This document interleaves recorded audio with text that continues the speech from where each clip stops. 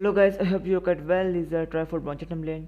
You can easily down from the link in the description. Send my website build GFX down from here, and here is the winner file. This is winner file. You need to extract this, and you get this folder. And here, this is the front or back, both.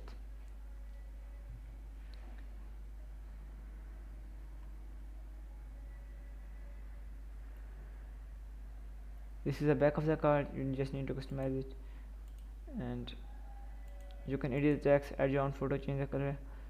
What do you want?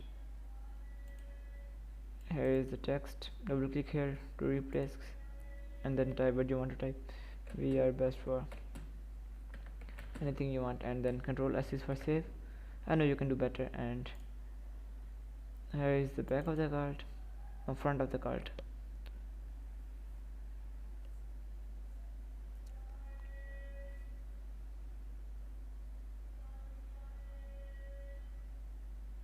So same thing, easy to customize. You can add your own photo, change the background color depending on your choice what you want.